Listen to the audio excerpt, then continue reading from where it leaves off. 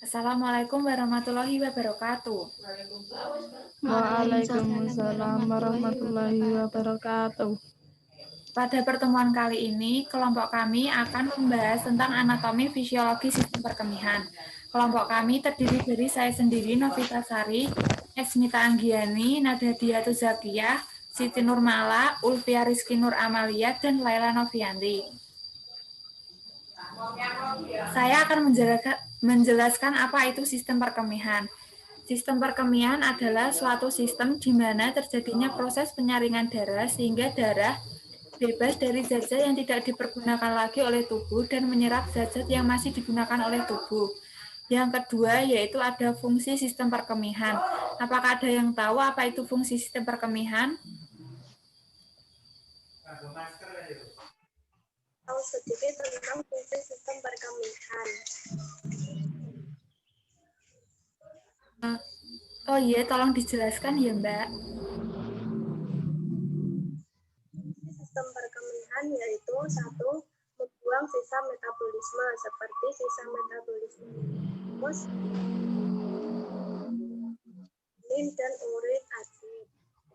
Selanjutnya, membuang racun-racun atau toksit dan membuang obat-obat atau drugs. Fungsi yang selanjutnya yaitu pengaturan homeostatis yang meliputi keseimbangan air, elektrolit, keseimbangan asam basa darah, tekanan darah, produksi darah merah, dan mengaktifkan vitamin D. Yang ketiga ada organ sistem perkemihan. Yang pertama ada ginjal. Apakah ada yang tahu apa itu Saya dari tahu tentang pengertian dari ginjal?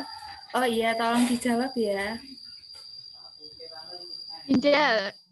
Yang nomor 2, ginjal kidneys. Ginjal terbentuk seperti kacang merah dengan panjang 10 sampai 12 cm dan tebal 3,5 sampai 5 cm. Terletak di ruang belakang selaput perut tubuh retroperitoneum sebelah atas. Ginjal kanan terletak lebih ke bawah dibandingkan ginjal kiri.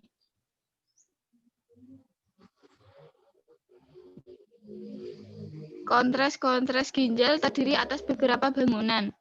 1. Korpus Malpighi. Korpus Malpighi terdiri atas dua macam bangunan, yaitu kapsul Bowman dan kapsul glomerulus. Kapsul Bowman sebenarnya merupakan pelebaran ujung proksimal susunan keluar ginjal, nefron yang dibatasi epitel. Glomerulus merupakan bangunan yang terbentuk khas bundar dengan warna yang lebih tua daripada sekitarnya karena sel-selnya tersusun lebih padat. Kalau bagian sistem tubulus kontartus proksimal berjalan berkelok-kelok dan berakhir sebagai saluran yang lurus di medula ginjal. Pas descendant Ansa Henley.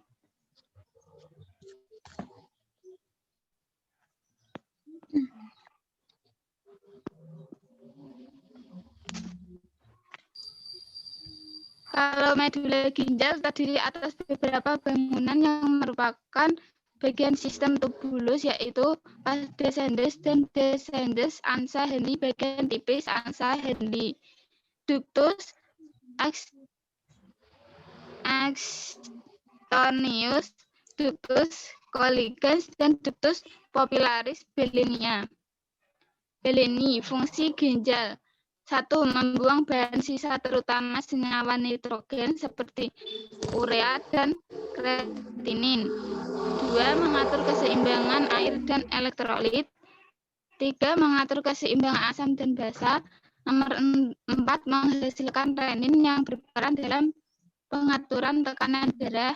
6. Menghasilkan eritropoietin yang mempunyai peran dalam proses pembentukan eritosit di sumsum tulang. 6. Produksi dan akresi urin. Itu.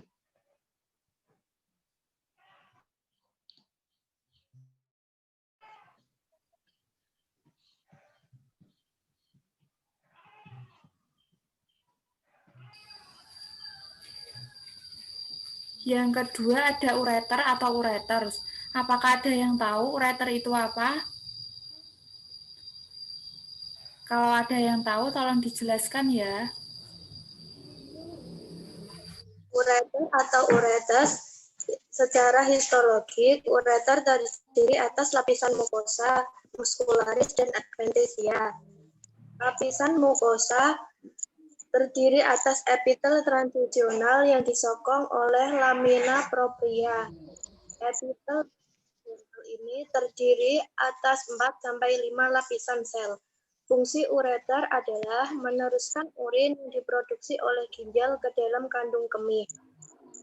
Bila ada batu di saluran akan menggesek lapisan mukosa dan merangsang reseptor saraf sensoris sehingga akan timbul rasa nyeri yang amat sangat dan menyebabkan penderita batu ureter akan mengguling-guling. Keadaan ini dikenal sebagai kolik ureter. Sedikit penjelasan tentang ureter yang saya tahu. Ya, terima kasih. Yang ketiga ada kandung kemih. Apakah ada yang tahu apa itu pengertian kandung kemih?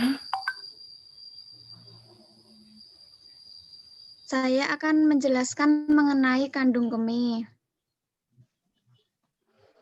Fungsi dari kandung kemih adalah untuk menampung urin yang akan dikeluarkan melalui uretra. Di dalam kandung kemih terdapat 3 lapisan. Yang pertama yaitu lapisan mukosa. Lapisan mukosa dilapisi oleh epitel transisional yang lebih tebal dibandingkan dari ureter. Yang kedua yaitu lapisan muskularis. Lapisan muskularis terdiri atas berkas-berkas serat otot polos yang arahnya tidak membentuk aturan tertentu. Dan yang ketiga yaitu lapisan serosa atau adventitia. Serosa atau adventitia terdiri atas jaringan fibroelastik. Sudah.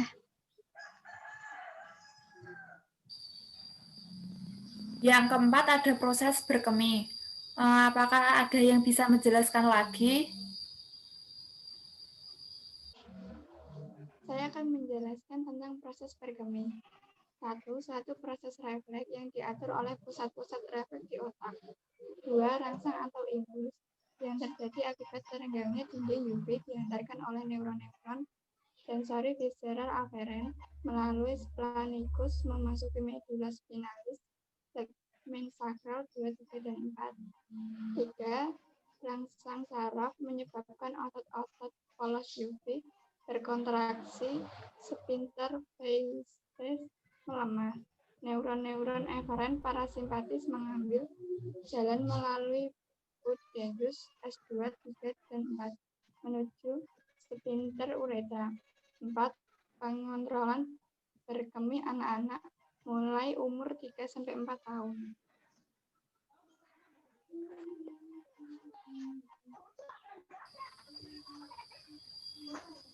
Selanjutnya yaitu fisiologi sistem perkemihan.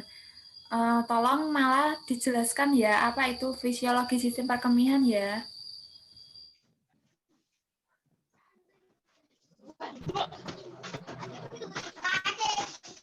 Tahap pembentukan urin. 1. Proses filtrasi. Di glomerulus terjadi penyerapan darah yang tersaring adalah bagian cairan darah kecuali protein.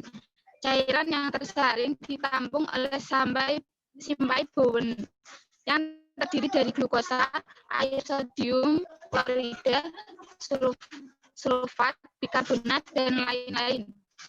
Diteruskan ke tubulus ginjal. 2. Proses reabsorpsi.